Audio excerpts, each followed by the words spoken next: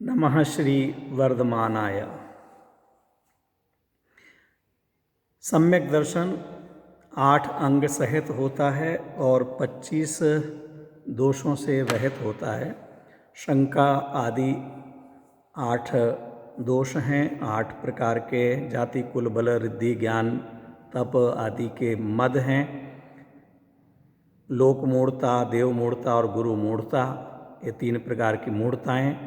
और कुदेव, कुगुरु, कुशास्त्र और कुदेव को मानने वाले, कुगुरु को मानने वाले और कुशास्त्र को, कुधर्म को मानने वाले, इस प्रकार ये 6 अनायतन कहलाते हैं। अनायतन माने जो सम्यक दर्शन के स्थान नहीं हैं, धर्म के स्थान नहीं हैं, उनको अनायतन कहा जाता है। अब यहाँ पर आचार्य देव इस सम्यक दर्शन से ही महानपना आता है इस बात को बतलाते हैं, क्योंकि मोक्ष मार्ग की सबसे पहली सीढ़ी, पहला कदम है। इस सम्यक दर्शन को धर्म का मूल कहा गया है, नींव है ये। इस सम्यक दर्शन का महात्म बतलाते हैं कि कोई भी जीव यदि महान कहलाता है तो वह सम्यक दर्शन के कारण से कहलाता है। माने उसका जो दिव्यता है, उसका जो मोक्ष मार्ग है, वह सम्यक दर्शन से प्रारंभ होता है। आचार्य देव 28 नंबर के छंद में कहते हैं, सम्यक दर्शन संपन्नमपि मातंग देहजम देवादेवं विदुर्भस्म गूढ़ागारांतरौजसम।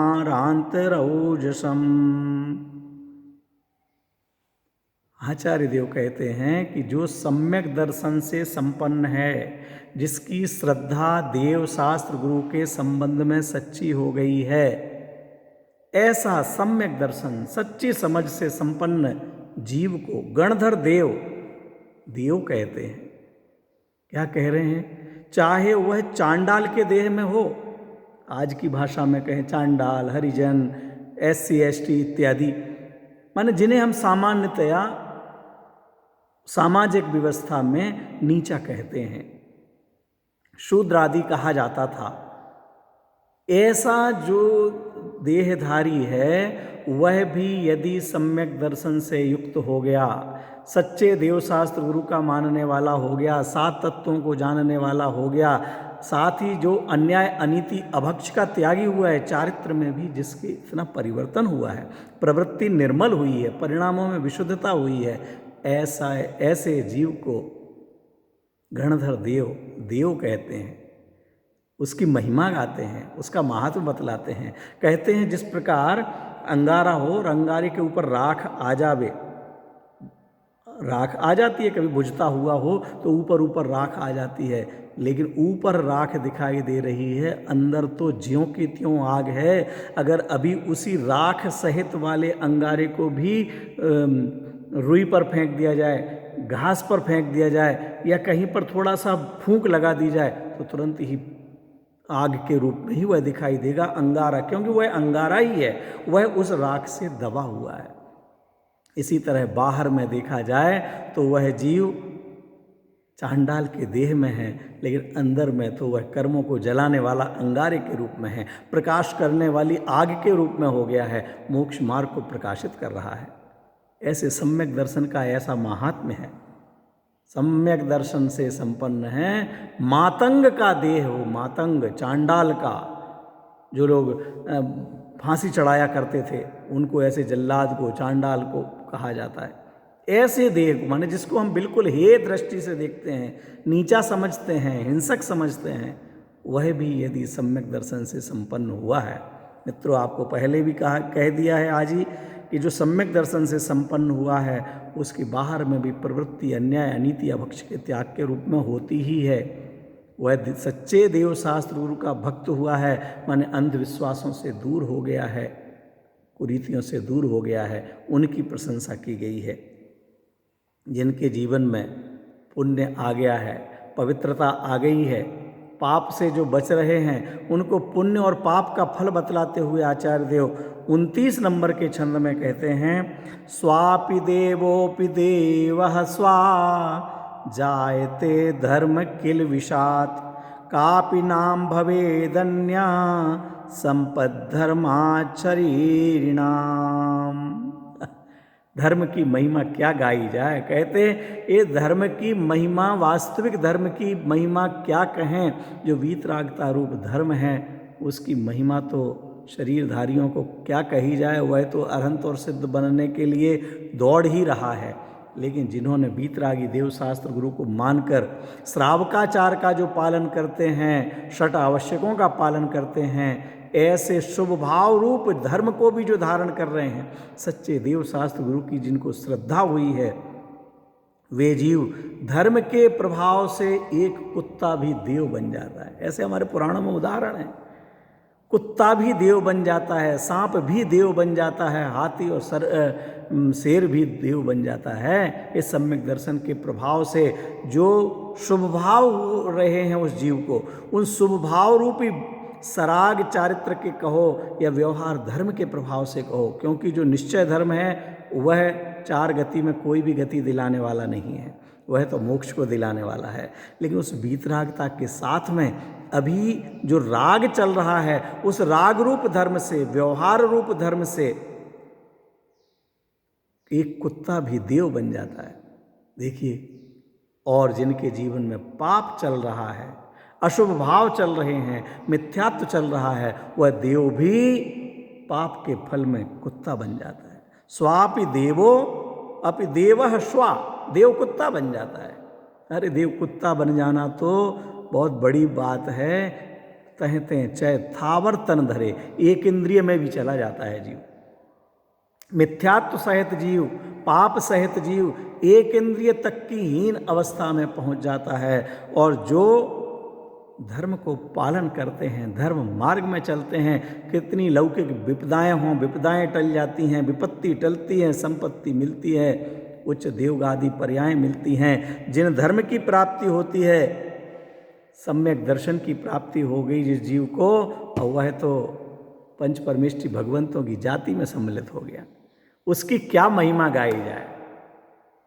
तो भैया जब कुत्ता देव बन सकता है, हम तो सामान्य मनुष्य हुए, कुत्ते से बहुत ऊंचे स्थान पर हैं। हमारे तो सच्चे देवशास्त्र गुरु नियमित मिल रहे हैं, उनकी आराधना हम नियमित कर रहे हैं, उनके वचनों को सुन रहे हैं। तो समझ लीजिए, लौकिक संपत्ति की प्राप्ति होना, देवादि गति की प्राप्ति होना, ये कोई बहुत बड़ी बात नहीं है। बड़ी बात यह है कि हमें मोक्ष मार्ग की प्राप्ति हो, हम मोक्ष मार्ग में चलें, हम कर्मों के बंधन के मार्ग पर नहीं, निर्बंध होने के मार्ग पर चल सकें।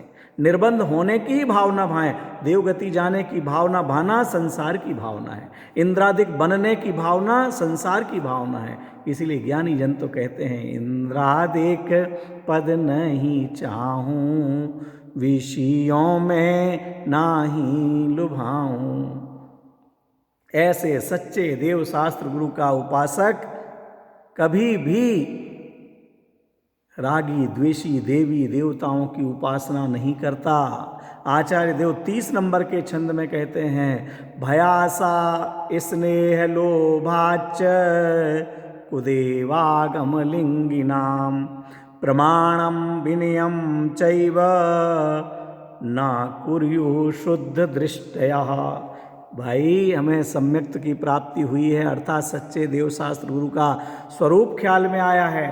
आप और हम सच्चे देवशास्त्र गुरु के उपासक हैं। भय से, स्नेह से, किसी प्रकार की आशा से, लोभ के वशीभूत होकर कभी भी जो रागी द्वेषी देवी देवता हैं, मिथ्या दृष्टि हैं, अज्ञानी हैं, परिग्रहवंत हैं, कुमार्ग पर चलने वाले हैं, ऐसे चाहे वह देव कहलाते हों, शास्त्र कहलाते हों, धर्म कहलाते हों, गुरु कहलाते हों, सारा जगत उनके पीछे पीछे जय जयकार करता हुआ घूम रहा हो, भाग रहा हो, लेकिन जिनके वीतरागता, सर्वज्ञता, हेतोपदेशीपना नहीं है, जो निर्दोष नहीं है, वो हमारे देव नहीं हैं। जो वीतरागता के पोषक नहीं हैं, वह हमारे शास्त्र नहीं हैं। और जो 28 मूल गुणों का निरतिचार पालन करने वाले नहीं हैं, जो आरंभ परिग्रह सहित हैं, जो राग द्वेष का पोषण करते हैं, कषायों का पोषण करते हैं, वो हमारे गुरु नहीं हैं। आरंभ परिग्रह से रहित हैं, वीतरागता के उपासक हैं, क्रोधादि कषायों से दूर हैं, निरपेक्ष हैं, निष्पक्ष हैं, निष्कषाय हैं। ऐसे वीतरागी दिगंबर मुनिराज ही हमारे गुरु हैं। ये उनका लक्षण है। हम लक्षण ही अलग बनाते हैं। जिनको बाहर में इतना बड़ा मंदिर हो, चमकदार मंदिर हो, वो बड़े भगवान हो गए। जो चमत्कार करते हो वो बड़े भगवान हो गए। ये लक्षण ही गलत हो गया। जिनका शरीर चमकता हो, जिनके प्रवचन में हजारों लाखों लोग आते हो, जिनके कारण से पैसा बरसता हो, वो गुरु हैं। ये कहीं किसी शास्त्र में लक्षण नहीं दिया गया है। ये हो सकता है कि जो मुनिराज हैं, भावलिंगी संत हैं, उनको कोई ना पूजे। ये भी हो सकता है कोई ना जाने, उन्होंने एक भी शास्त्र ना लिखा हो, एक भी प्रवचन ना करते हों। ऐसे लाखों मुनिराज हो चुके हैं। हम कितने मुनिराजों को जानते हैं जिन्होंने ग्रंथों की रचना की है? कितने आचार्य भगवंतों को जानते हैं? वर्तमान में भी ऐसे आचार्य मुनिराज भगवंत हो सकते हैं। अरे जिस संघ की जय जयकार होती है उसी संघ में छुपे हुए ऐसे कोई मुनिराज हो सकते हैं जिनको कोई नहीं जान रहा है, और विशुद्धता और शुद्धता उनके ज़्यादा हो। हम नहीं जानते हैं किसी को, लेकिन यह हो सकता है, ये आगम कह रहा है। इसलिए हम आगम के अनुसार, आगम के चक्षुओं से देखें। हम अपनी कल्पनाएं ना करें, मति कल्पना ना करें, अपने से तुलना ना करें। हमसे अच्छे हैं वो, उनसे अच्छे हैं वो, उनसे अच्छे हैं वो। ऐसे तो जाएंगे तो किन किन से कौन कौन अच्छा निकलेगा, और आपसे कितने खराब निकलेंगे। वो किससे हम अपने आप को अच्छा मान रहे हैं? हम अपने आप को अच्छा माने तो किन से अच्छा? एक इंद्रिय दो इंद्रिय से अच्छे तो पंचेंद्रिय त्रियंच भी हो गया, तो क्या कर सकते हैं? जो जो है वही कहलाएगा, जिसका जो पद है। आचार्य देव कहते भय से, स्नेह से, लोभ से, आशा से हमें पद मिलेगा, प्रतिष्ठा मिलेगा, आशीर्वाद मिलेगा। समाज वाले क्या कहेंगे, समाज वाले सम्मान करेंगे, इसलिए हम किसी को पूजने लग जाएं। कहते न कुदेव, कुआगम और कुलिंगी। कुदेव जो रागी द्वेषी हैं, परिग्रहवंत हैं, वे।